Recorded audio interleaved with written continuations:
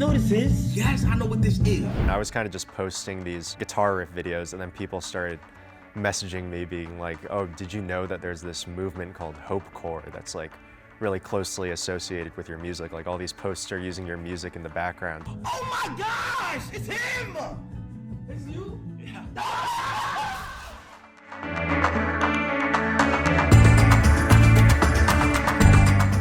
Hopecore is a funny thing to me. It's just this content that's like really trying to focus on like the motivational, inspirational type of message and spread positivity through, you know, motivational speeches or like inspiring videos and things like that. It kind of blurs the line for me between like, you know, music genre and like sort of just like an ethos. I've had a lot of people express to me that it's interesting how many emotions I can convey without actually using words in music. And I think I've always been someone who like was always really keyed in on melodies and didn't always pay attention to words that much. And so I've always kind of been used to like extracting emotions from just the music itself. That kind of made it a good canvas for people to, you know, put quotes or speeches over, so that definitely helps. I feel like all of my, like sort of, I consider them peers on TikTok who are kind of, you know, creating instrumental music in similar spaces. Like, it's funny because a lot of their content tends to lean more towards the sort of melancholy side. Artists like Vines and One Heart are people who immediately come to mind that are kind of in the same space. The name Flawed Mangoes comes from, I was previously releasing music under the name Flamingo for the longest time. I had like tons of different artist names prior to this when I was just kind of releasing music and coming up with different directions all the time, and Flamingo was one that I stuck with for a long time. And then I wanted to change my name again because I felt like I needed a new direction at one point, and I was kind of just playing around with different names, and I kind of thought of Flawed Mangoes as a joke because it's just like a play on words, you know, like sounds like flamingo, but it ended up kind of sticking. I don't know, kind of rolls off the tongue and is like ambiguous and catchy in a way that I liked. The first one that ever went viral was the video where I was writing Kill Switch Lullaby.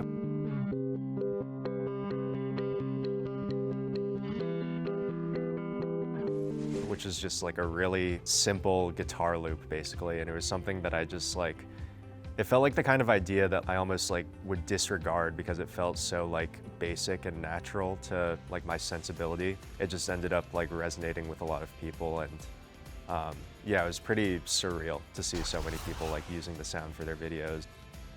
When I'm working on my music, I don't really share my music around at all. I keep it all pretty much to myself. I don't know if it's because I'm sensitive and bad at taking criticism, but it's just, I've been recording and releasing music alone for so long. It's just kind of my natural process. Like I kind of enjoy not having anyone but me kind of have, you know, final takes on creative decisions and things like that. Here to play some music.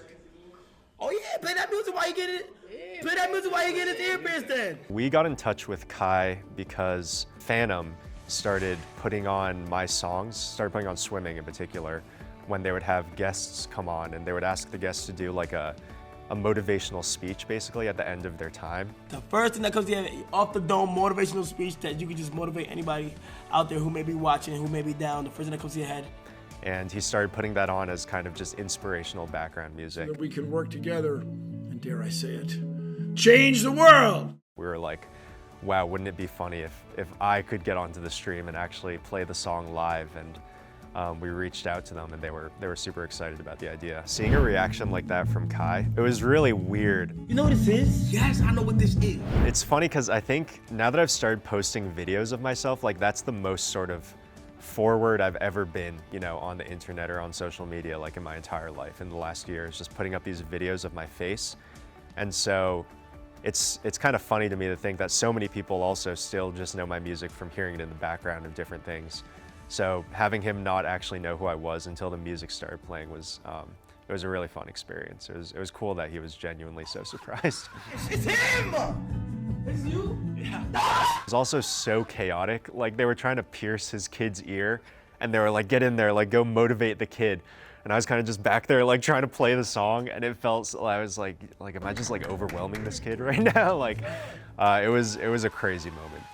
My first exposure to music was doing classical piano as a child. I didn't really enjoy it. It was kind of a forced childhood activity, but you know, it's one of those things where you end up grateful that your parents, you know, forced you into it. Picked up guitar around middle school and started that was when I was starting to like listen to music that I actually enjoyed too. So I was learning like all these Green Day songs on an acoustic guitar and just playing along. I was so into like just all these bands that teenagers love, you know, that are also guitar centric. I was just so willing to like put in endless hours as a kid after school just to learn all these songs. Towards the end of high school, I was starting to become sort of fascinated with the idea of like releasing music on the internet. One of the communities that I first found was like the vaporwave community way back then, because that was just like the most accessible music community out there. And so that was my first sort of foray into producing music and making sort of electronic sounds and things like that. And then I started to really lean more heavily into producing and recording on my own once I went to college. Tame Impala was super formative for me. I remember when he released like Lonerism, and I found out it was all one guy, crazy. I was like, wow, maybe I could do that. Like, that seems easier than meeting people and recording with people. When I started sort of using social media to market myself, I was pretty much just releasing music into the void and hoping that, you know, a playlist would pick it up or that people would randomly come across me or something. Once I started getting like attention and traction, like by posting these videos on TikTok and Instagram, that's where things started to snowball to the point where I was considering, you know, maybe I could actually make music a career. I read a lot of the comments, not all of them, obviously. It's definitely, that's very surreal to think that people are actually like having, you know, significant moments with my music and kind of having impact from it. The visualizers are part of a really close collaboration I have with two good friends of mine. One of them is my friend Rauf Sanyayev, who's this incredible artist who I've known since I was in elementary school. For Kill Switch Lullaby, when I needed kind of artwork to match the song that I wanted to put out, I reached out to him. He had this idea to do a bunch of watercolor paintings of my face and do like a stop motion animation with them.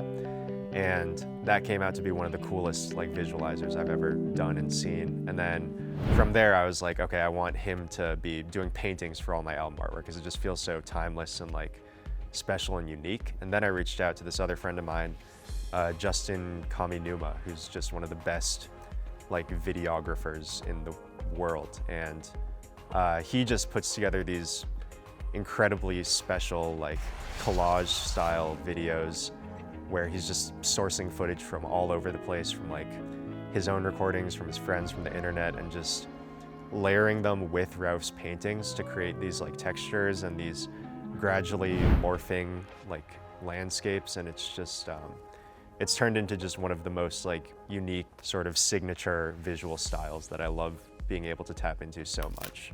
I'm looking to put out another album in this next year. I'm really excited about it because I'm going to be trying out a lot of new directions. I'm going to be doing more vocals on the album. I'm going to be doing like more full instrumentation and things, but then I'm also trying to find ways to like blend it with the old sound because I think there's more to give from that side as well. I think the thing that I'm most proud of is having just so many people reaching out to me every day that my music has had a significant impact on their life, because I've felt that way, you know, about certain songs or albums or whatever, and like I'll think like, wow, like this music is truly like making me think differently and feel differently about life. And that's such like being able to influence somebody's life in that way is just such a crazy like thing to have happen. And the idea that I'm having that effect on even one person is just like really special.